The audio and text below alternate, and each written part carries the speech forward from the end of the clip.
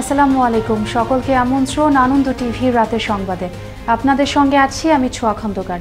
পালিত হলো বাংলাদেশের অভূতপূর্ব উন্নয়নের দিকপাল ও রূপকার, দূরদর্শী ও বলিষ্ঠ নেতৃত্বের গুণাবলী সম্পন্ন বঙ্গবন্ধু কন্যা ও প্রধানমন্ত্রী শেখ হাসিনার ৭৫তম জন্মদিন।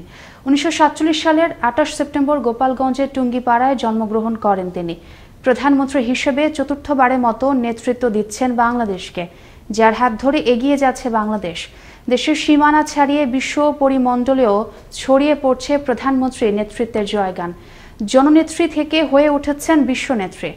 সাধারণের মাঝেই যিনি অসাধারণ ব্যক্তিত্বের এক উজ্জ্বল দৃষ্টান্ত, যার প্রশংসায় পঞ্চমুখ জাতিসংঘের মহাসচিব অ্যান্তনিও গুতেরেস নিজেও।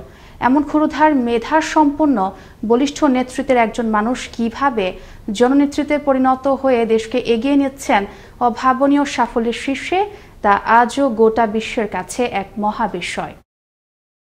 প্রধানমন্ত্রী শেখ হাসিনার ৭৫তম জন্মদিন উপলক্ষে মঙ্গলবার দুপুর থেকে সারা দেশের মতো রাজধানীতেও শুরু হয় গণটিকাদান কার্যক্রম। মঙ্গলবার রাজধানীর করাইলের একটি বিদ্যালয় প্রাঙ্গণে এই টিকাদান কর্মসূচির উদ্বোধন করেন ঢাকা উত্তর সিটি কর্পোরেশনের মেয়র আতিকুল ইসলাম। এতে সভাপতিত্ব করেন ঢাকা উত্তর সিটি কর্পোরেশনের ১৯ নম্বর ওয়ার্ড কাউন্সিলর মফিজুর রহমান। এই প্রথমবারের মতন ঢাকা উত্তর সিটি কর্পোরেশনে বস্তিবাসীদের জন্য, খেটে খাওয়া মানুষের জন্য মাননীয় প্রধানমন্ত্রীর উপহার এই টিকার কর্মসূচি আমরা করতে যাচ্ছি ইনশাআল্লাহ। প্রধানমন্ত্রী শেখ হাসিনার ৭৫তম জন্মদিন উপলক্ষে মঙ্গলবার র্যাব ৪-এর পক্ষ থেকে অসহায়, এতিম ও দুস্থদের মাঝে খাবার বিতরণ ও বৃক্ষরোপণ কর্মসূচি অনুষ্ঠিত হয়। এ সময় প্রধানমন্ত্রীর সুস্থতা ও দীর্ঘায়ু কামনা করা হয়। শাহিন রেজার ক্যামেরায় বিস্তারিত জানাচ্ছেন সহকর্মী জয়নাল আবেদিন। প্রধানমন্ত্রী শেখ হাসিনার জন্মদিন উপলক্ষে অসহায়, এতিম, দুস্থদের মাঝে খাবার বিতরণ ও তার সুস্থ সুন্দর জীবনের জন্য দোয়ার আয়োজন করে র্যাব ৪। পাশাপাশি বৃক্ষরোপণ কর্মসূচি পালন করেন র্যাব ৪-এর অধিনায়ক এডিশনাল ডিআইজি মোজাম্মেল হক। অপরদিকে চাইল্ড অ্যান্ড ওল্ড এজ কেয়ারে বসবাসরত সকলকে খাবার উপহার দেওয়ার জন্য কৃতজ্ঞতা প্রকাশ করেন বৃদ্ধাশ্রমের পৃষ্ঠপোষক মিল্টন সামাদ্দার। আসলে আমি সবাইকেই ধন্যবাদ দিতে চাই, কারণ প্রশাসনিক সহযোগিতা না পেলে তো এই প্রতিষ্ঠান এত দূর আসতে পারতো না। তো সর্বোপরি সকলকে কৃতজ্ঞতা জানাতে চাই। এই সময় বাংলাদেশ তৈরির কারিগর, জাতির জনক বঙ্গবন্ধু শেখ মুজিবুর রহমানের প্রতি শ্রদ্ধা জানিয়ে শেখ হাসিনার উন্নয়নমূলক কর্মকাণ্ড তুলে ধরেন র্যাব ৪-এর অধিনায়ক। ইতিমধ্যেই বাংলাদেশের সকল সূচকে এগিয়ে আছে। আপনারা জানেন যে মাতৃমৃত্যু, শিশু মৃত্যু কমে গেছে, মানুষের গড় আয়ুষ্কাল বেড়েছে, কৃষিক্ষেত্রে অভাবনীয় উন্নতি হয়েছে। আজ বাংলাদেশের নারী এবং পুরুষ সমভাবে জাতীয় অগ্রগতিতে, যে সমৃদ্ধিতে সমানভাবে অংশগ্রহণ করছে বলেই বিশ্বের সবচেয়ে উন্নত দেশে পরিণত হয়েছে। প্রধানমন্ত্রী শেখ হাসিনার ৭৫তম জন্মদিন উপলক্ষে র্যাব ৪-এর তরফ থেকে করা এমন আয়োজনকে সাধুবাদ জানিয়েছেন অসহায়, দুস্থ ও চাইল্ড অ্যান্ড ওল্ড এজ কেয়ারে দিন পার করা পরিচয়হীন বৃদ্ধ বাবা ও মায়েরা। আজ প্রধানমন্ত্রী শেখ হাসিনার জন্মদিনে রইল শুভকামনা। জয়নাল আবেদিন, আনন্দ টিভি, ঢাকা। বঙ্গবন্ধুর স্বপ্ন পূরণের পথে তারই সুযোগ্য কন্যা শেখ হাসিনার নেতৃত্বে এগিয়ে চলছে বাংলাদেশ।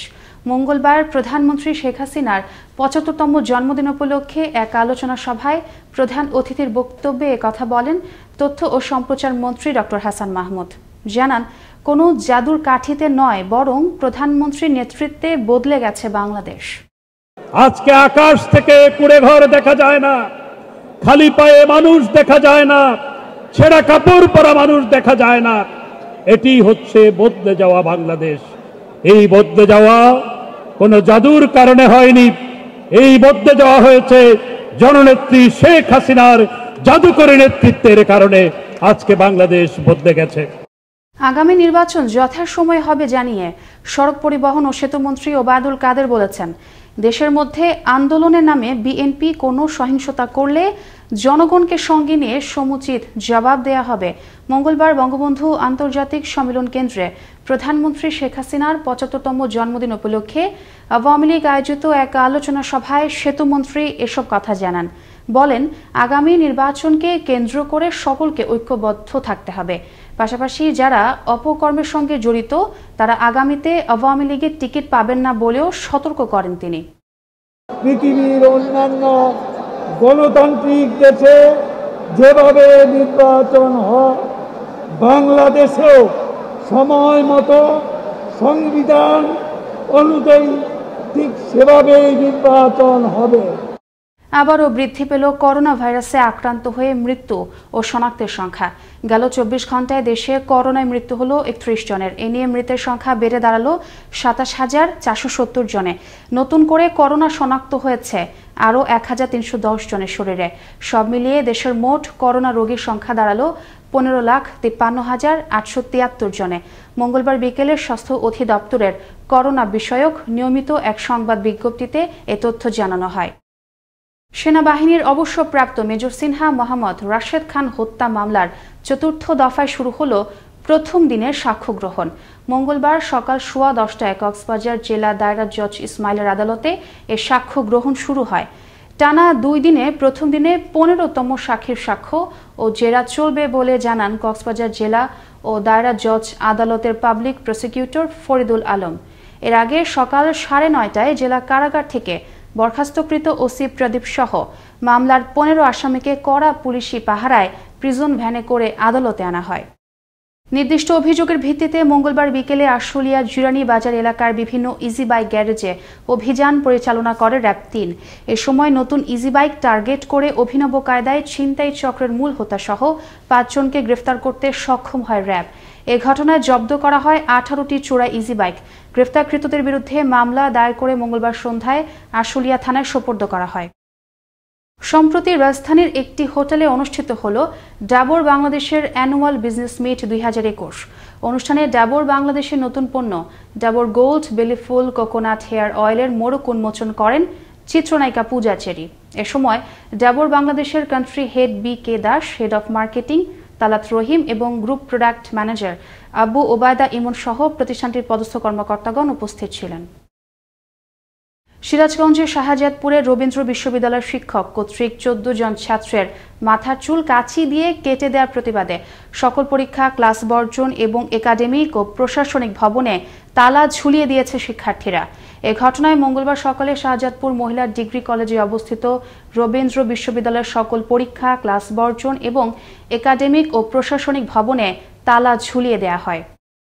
দেশজুড়ে নানান আয়োজনে উদযাপিত হল বঙ্গবন্ধু কন্যা ও প্রধানমন্ত্রী শেখ হাসিনার 75তম জন্মদিন। প্রতিনিধিদের পাঠানো তথ্য ভিডিওচিত্র থাকছে বিস্তারিত। ৭৫ পাউন্ড কেক কেটে পটুয়াখালীতে প্রধানমন্ত্রী শেখ হাসিনার ৭৫তম জন্মদিন উদযাপন করেছে জেলা আওয়ামী লীগ ও সহযোগী সংগঠন। সকাল 10:30টায় জেলা আওয়ামী লীগ কার্যালয়ে জন্মদিনের এই অনুষ্ঠানের আয়োজন করা হয়। উৎসবমুখর পরিবেশ ও নানা কর্মসূচির মধ্য দিয়ে উদযাপিত হল প্রধানমন্ত্রী শেখ হাসিনার জন্মদিন। দুপুরে রংপুর মহানগর আওয়ামী লীগের উদ্যোগে একটি আনন্দ শোভাযাত্রা নগরীর প্রধান সড়ক প্রদক্ষিণ শেষে দলীয় কার্যালয়ে এসে অনুষ্ঠিত হয় আলোচনা সভা। সারা দেশের মতো সাভার উপজেলা আওয়ামী লীগ নানা আয়োজনের মাধ্যমে পালন করে প্রধানমন্ত্রী শেখ হাসিনার জন্মদিন। এতে প্রধান অতিথি হিসেবে উপস্থিত ছিলেন দুর্যোগ ব্যবস্থাপনা ও ত্রাণ প্রতিমন্ত্রী ডাক্তার এনামুর রহমান। প্রধানমন্ত্রীর জন্মদিন উপলক্ষে 250 শয্যা বিশিষ্ট শেরপুর জেলা সদর হাসপাতালে ভর্তিকৃত প্রায় 100 জন মা ও শিশুদের মাঝে বিতরণ করা হয় পুষ্টিকর খাবার। মঙ্গলবার সকালে পরিবার পরিকল্পনা কর্মকর্তা ডাক্তার শামীম রহমান ওমির নিজ অর্থায়নে হাসপাতালের গাইনি ওয়ার্ড ও মেডিসিন ওয়ার্ডের রোগীদের মাঝে এসব পুষ্টিকর খাবার বিতরণ করা হয়। প্রধানমন্ত্রীর 75তম জন্মদিন উপলক্ষে কুমিল্লায় অনুষ্ঠিত হয় আলোচনা সভা ও দোয়া মাহফিল। মঙ্গলবার দুপুরে কুমিল্লা নগরের একটি কমিউনিটি সেন্টারে কুমিল্লা মহানগর আওয়ামী লীগের সহসভাপতি ও সংরক্ষিত মহিলা আসনের সংসদ সদস্য আঞ্জুম সুলতানা সীমার উদ্যোগে 100 পাউন্ড কেক কেটে উদযাপন করা হয় প্রধানমন্ত্রী শেখ হাসিনার জন্মদিন। মঙ্গলবার বেলা 11টায় উপজেলা হলরুমে কেক কাটার মাধ্যমে উদযাপিত হল প্রধানমন্ত্রী শেখ হাসিনার 75তম জন্মদিনে। এ উপলক্ষে নাটোরের সিংড়া উপজেলা ও পৌর আওয়ামী লীগের আয়োজনে অনুষ্ঠিত হয় দোয়া ও আলোচনা সভা। এদিকে কেক কাটা আলোচনা সভা ও দোয়া মাহফিলের মধ্য দিয়ে প্রধানমন্ত্রী ও আওয়ামী লীগ সভানেত্রী শেখ হাসিনার 75তম জন্মবার্ষিকী উদযাপন করা হয়েছে। এ উপলক্ষে উপজেলা আওয়ামী লীগের আয়োজনে আলোচনা সভায় বক্তব্য প্রদান করেন স্থানীয় সংসদ সদস্য মনিয়া সুলতানা মনি সহ স্থানীয় আওয়ামী লীগ নেতৃবৃন্দ। পরে শেখ হাসিনার দীর্ঘায়ু কামনায় মোনাজাত করা হয়। বঙ্গবন্ধু কন্যা ও প্রধানমন্ত্রী শেখ হাসিনার 75তম জন্মদিন উপলক্ষে গাজীপুর সদরের মির্জাপুর বাজারে মঙ্গলবার বেলা 11টায় অনুষ্ঠিত এক আলোচনা সভায় সদর উপজেলা যুবলীগ নেতা জাহাঙ্গীর আলমের সভাপতিত্বে ও ভাওয়াল মির্জাপুর বিশ্ববিদ্যালয় কলেজ শাখা ছাত্রলীগের সাধারণ সম্পাদক সাদ্দাম হোসেনের সঞ্চালনায় প্রধান অতিথি হিসেবে উপস্থিত ছিলেন গাজীপুর জেলা যুবলীগের আহ্বায়ক সদস্য মেহেদী হাসান শাওন। শেষে 5 শতাধিক দুস্থ এতিমদের মাঝে খাবার বিতরণ করা হয়। মোস্তফা কামাল তোহা, আনন্দ টিভি, ন্যাশনাল ডেস্ক। অবৈধভাবে সেগুন কাঠ পাচার হচ্ছে এমন গোপন সংবাদের ভিত্তিতে মঙ্গলবার সকালে কুমিল্লা ঢাকা চট্টগ্রাম মহাসড়কের ধনাইতরি এলাকায় অবস্থান নেয় সোয়াগাজী ফরেস্ট চেক স্টেশনের কর্মকর্তারা। এ সময় কর্মকর্তারা ঢাকামুখো কাঠ বোঝাই একটি ট্রাককে থামার সংকেত দিলে সড়কের পাশে ট্রাকটি রেখে পালিয়ে যায় ট্রাকের চালক ও হেলপার। কক্সবাজারের মাতারবাড়ি তাপ বিদ্যুৎ কেন্দ্র ও গভীর সমুদ্র বন্দর সহ বিভিন্ন উন্নয়ন কার্যক্রম পরিদর্শন করেছেন স্বরাষ্ট্রমন্ত্রী আসাদুজ্জামান খান কামাল। মঙ্গলবার বেলা 11:30টায় বিজিবির একটি বিশেষ হেলিকপ্টার যোগে তিনি মাতারবাড়ি তাপ বিদ্যুৎ কেন্দ্রে অবতরণ করেন। সেখানে বিকেল 4:15টা পর্যন্ত বিভিন্ন উন্নয়ন কার্যক্রম পরিদর্শন করেন স্বরাষ্ট্রমন্ত্রী। এ সময় বিজিবির মহাপরিচালক মেজর জেনারেল শাফিনুল ইসলাম এবং মন্ত্রিপরিষদ বিভাগের সচিব খন্দকার আনোয়ারুল ইসলাম সহ পদস্থ কর্মকর্তাগণ উপস্থিত ছিলেন। ভোলার জাঙ্গালিয়া নদী ভাঙার হাত থেকে রক্ষার দাবিতে মানববন্ধন ও বিক্ষোভ করল এলাকাবাসী। মঙ্গলবার দুপুরে জেলা প্রশাসকের কার্যালয়ের সামনে মানববন্ধন ও বিক্ষোভ অনুষ্ঠিত হয়। এ সময় জাঙ্গালিয়া নদীর 4 কিলোমিটার এলাকা জুড়ে জিও ব্যাগ ও সিসি ব্লক স্থাপনের দাবি জানান মানববন্ধনের বক্তারা। মঙ্গলবার দুপুরে পটুয়াখালীর কলাপাড়ার ইউসুফপুর এলাকায় নিয়ন্ত্রণ হারিয়ে খাদে পড়ে যায় একটি ইজি বাইক। এতে ঘটনাস্থলেই মৃত্যু হয় ইজি বাইক চালক নিতাইয়ের। খবর পেয়ে নিতাইয়ের লাশ উদ্ধার করে মর্গে পাঠায় পুলিশ। বিষয়টি নিশ্চিত করেন মহিপুর থানা ভারপ্রাপ্ত কর্মকর্তা মনিরুজ্জামান। বৃক্ষরোপণ, এতিম দুস্থদের মাঝে খাবার বিতরণ ও দোয়া মোনাজাতের মধ্য দিয়ে প্রধানমন্ত্রী দীর্ঘায়ু এবং সুস্থতা কামনায় দেশ জুড়ে উদযাপিত হল বঙ্গবন্ধু কন্যা ও প্রধানমন্ত্রী শেখ হাসিনার 75তম জন্মদিন। প্রতিনিধিদের পাঠানো তথ্য ভিডিওচিত্র থাকছে বিস্তারিত। প্রধানমন্ত্রী শেখ হাসিনার 75তম জন্মদিন উপলক্ষে বাগেরহাটের মোরেলগঞ্জে পালিত হয়েছে নানা কর্মসূচি। কর্মসূচির মধ্যে ছিল র্যালি, আলোচনা সভা, কেক কাটা ও দোয়া মাহফিল। মঙ্গলবার সকালে উপজেলা আওয়ামী লীগ ও অঙ্গ সংগঠনের উদ্যোগে বর্ণাঢ্য র্যালিটি পৌর সদরের প্রধান সড়ক প্রদক্ষিণ করে। পরে অনুষ্ঠিত হয় আলোচনা সভা। এদিকে এ উপলক্ষে ভোলা জেলা আওয়ামী লীগের উদ্যোগে অনুষ্ঠিত হয়েছে আলোচনা সভা ও দোয়া মোনাজাত। সকালে ভোলা জেলা পরিষদ মিলনায়তনে দোয়া ও মোনাজাতে জেলা আওয়ামী লীগের নেতৃবৃন্দ সহ বিভিন্ন ইউনিয়নের নেতাকর্মীরা অংশ নেয়। এ সময় প্রধানমন্ত্রী শেখ হাসিনার সুস্বাস্থ্য ও দীর্ঘায়ু কামনা করা হয়। অন্যদিকে কিশোরগঞ্জের কটিয়াদিতে কেক কেটে প্রধানমন্ত্রী শেখ হাসিনার 75তম জন্মবার্ষিকী উদযাপন করেন উপজেলা মহিলা আওয়ামী লীগ। এ সময় উপস্থিত ছিলেন মহিলা আওয়ামী লীগের বিভিন্ন পর্যায়ের নেতাকর্মীরা। গোপালগঞ্জের কোটালীপাড়া উপজেলার প্রধানমন্ত্রী শেখ হাসিনার 75তম জন্মদিন উপলক্ষে সকাল 10টায় অনুষ্ঠিত হয়েছে কেক কাটা, আলোচনা সভা ও দোয়া মাহফিল। উপজেলা দলীয় অফিসে এ সময় উপস্থিত ছিলেন আওয়ামী লীগ সহ অঙ্গ সংগঠনের নেতৃবৃন্দ। সারা দেশের মতো টাঙ্গাইলের মির্জাপুরের নানা আয়োজনে পালিত হয়েছে বঙ্গবন্ধু কন্যার 75তম জন্মদিন। মঙ্গলবার সকালে উপজেলা প্রশাসনের আয়োজনে কেক কাটা, আলোচনা সভা ও মিলাদ মাহফিল অনুষ্ঠিত হয়। এ সময় উপজেলা নির্বাহী কর্মকর্তা হাফিজুর রহমান সহ বিভিন্ন দপ্তরের কর্মকর্তা কর্মচারী ও দলীয় নেতাকর্মীরা উপস্থিত ছিলেন। প্রধানমন্ত্রী শেখ হাসিনার 75তম জন্মদিন উপলক্ষে নওগাঁয় জেলা যুবলীগের উদ্যোগে পালন করা হল বৃক্ষরোপণ কর্মসূচি। বেলা 11টায় শহরের বাইপাস থেকে খলিশাগুড়ির ছোট যমুনা নদীর বেড়িবাঁধের 2 ধারে রোপণ করা হয় প্রায় 4000 বিভিন্ন ফলজ, বনজ ও ঔষধি গাছের চারা। এ সময় জেলা যুবলীগের সাধারণ সম্পাদক বিমান কুমার রায় সহ যুবলীগের নেতাকর্মীরা উপস্থিত ছিলেন। এ উপলক্ষে মঙ্গলবার সকালে নোয়াখালী পৌরসভার উদ্যোগে আলোচনা সভার আয়োজন করা হয়। পরে কেক কেটে উদযাপন করা হয় জন্মদিন। এ সময় নোয়াখালী পৌর মেয়র শহীদ উল্লাহ খান সোহেল সহ অন্যান্য পৌর কাউন্সিলর, রাজনৈতিক ব্যক্তিবর্গ এবং দলীয় নেতাকর্মীরা অংশগ্রহণ করে। নয়নমণি, আনন্দ টিভি, ন্যাশনাল ডেস্ক। রাজশাহী মহানগরী সেনাবাহিনীর অবসরপ্রাপ্ত সার্জেন্ট মুজিবুর রহমান আত্মহত্যার রহস্য উদ্ঘাটন করেছে পুলিশ।